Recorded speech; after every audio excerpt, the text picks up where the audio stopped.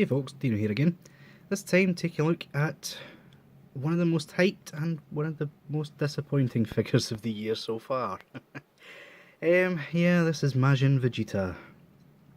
And yeah, I have actually had this guy for about a week, but because of the heat wave that Scotland and the UK in general is currently experiencing, I've literally not been able to sit down and review. My room has been that hot. I mean, 30 degrees Celsius, to those of you using Fahrenheit, might not seem like a lot to some of you, but to folk in the UK that is swelteringly hot. Added to the fact that we don't really have air conditioning anywhere, because most of the time we don't need it. So when these sort of heat waves do hit, and this is like one of the hottest on record, yeah, work, homes, basically everywhere becomes unbearably hot. The shop I work in, it actually got so bad the company sent in air conditioners. That's never happened before. But yeah, anyway, now that tangent's out the way, let's take a look at Vegeta, or more importantly, his box. So yeah, this is the box, standard 2.0 packaging. You've got Majin Vegeta on the side. For some reason it's the silver logo, even though he's a web exclusive. I did for once get this off eBay because Nipponya-san decided they wanted to scalp people who wanted to buy this after the fact. But yeah, you've got the Dragon Ball Z logo, Tamashii Nations, Bandai, 2018 made in China, picture on the bottom, some more on the sides, and some pictures in the back of all his poses. You'll notice quite a lot of times they're showing off this looking to the side face. We'll get to why that's an issue in a moment. But yeah, let's get out of the road and take a look at Vegeta's accessories, shall we? So, first and foremost, I apologise if my voice goes a little. The dry heat has given me quite a sore throat. But yeah, you've got this sort of laughing maniacally with the veins face. This is probably my favourite face of the lot of them, just because it's Majin Vegeta at his most evil. This is him when he was saying to Goku that that was their fate, their battle, and then proceeded to get into that sort of pose. So yeah, love that face. That's definitely going to be the one that I use when he's on display. We do have the one that came on him in the box, just his standard blank face. The M on these are all done perfectly. They're not off centre or nothing. You've got sort of gritty teeth face with some veins. You'll notice some of these are quite clearly taken from previous versions of Vegeta, like this next one. It's just the standard smirk. You'll notice there's no veins on it, so that's clearly just been reuse. However, the black around the eyes makes it look 10 times better than it was before. But yeah, last one. You may scratch your head and think, Dean, you've already showed that. But no, this is supposed to be the side looking face. You can tell because the eyes are kind of off centre, and there is the vein at the side. But for whatever reason, it didn't work. So this face is pretty much just looking like that cockeyed. That's pretty much it. That's a bit of a letdown, because that's the sort of look that everyone wanted, with him doing his final explosion with the one hand up. Where's the box? It doesn't even show you on the packaging, but you do have that one, the final impact with the 3 fingers, which again is something a lot of people wanted to show off. So yeah, bit disappointing with that. In terms of hands, he comes with an alright amount. You've got these sort of martial arts posy or just in general grippy hands. I think the Super Vegeta came with that first. You've got these which come in the packaging with him, just his closed fists. You've got the sort of karate chop, big bang attack sort of hands. Bizarrely, no open palm blasting hands, even though he did that at the tournament and destroyed half the arena, and most of the audience. So yeah, an iconic pose missed out on there. And his final impact, 3-finger sort of hand. So yeah, taking a look at the figure himself, bear with me as these hands are in the wrong place, that's where my hand rests. But yeah, whoop, nearly fell. So yeah, most of the figure is actually amazing looking.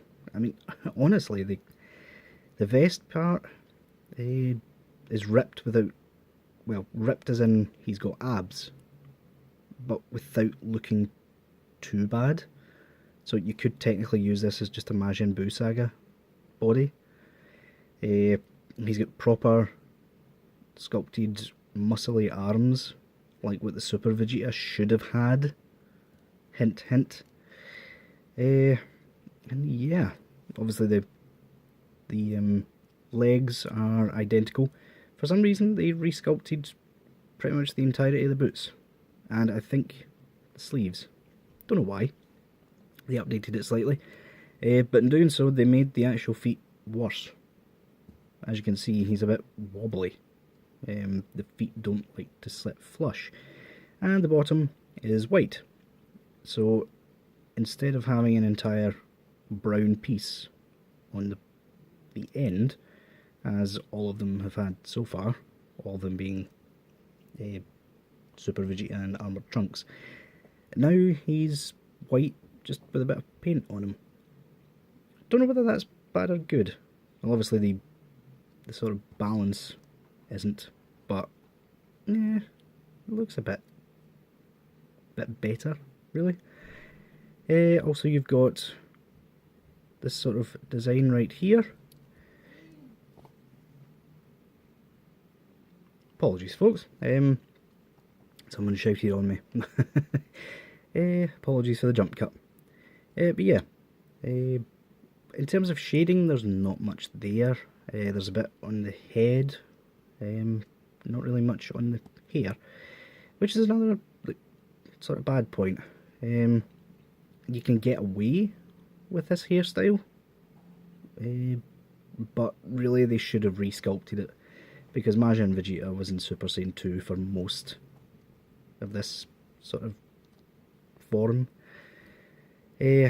Just laziness on their part, honestly.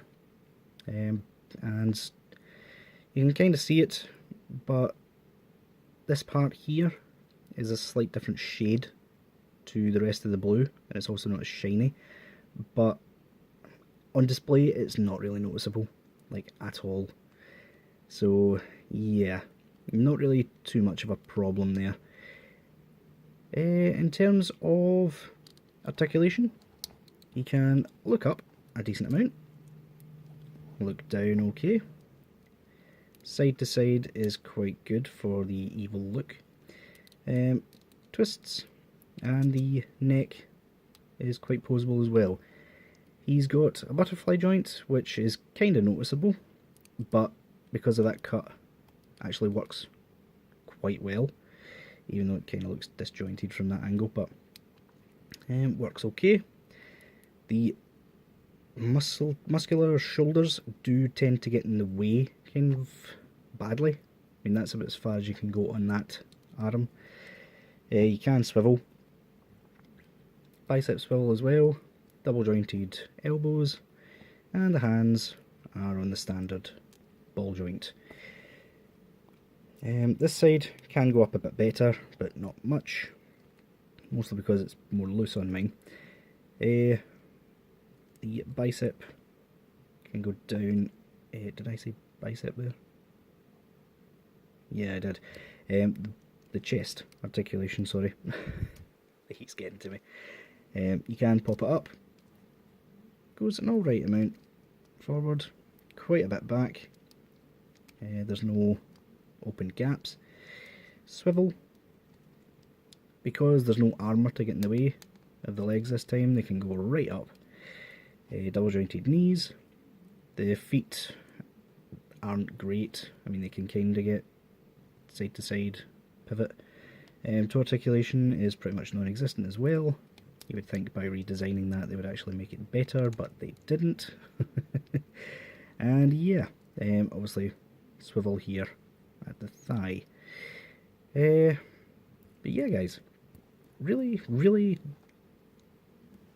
anticipated yet disappointing figure at the same time. I'm not going to attack it too much because it's been one of my most anticipated figures pretty much since the line started. I mean, this guy reached Nappa levels of anticipation, and just like Nappa, they kind of wasted it. Just an example of them going for hype but not really putting their heart and soul into it. But at the same time, he's a pretty decent figure. Definitely pride of place amongst the villains. And yeah, that's about it for this review. Oh, hold on. This, they actually redesigned it.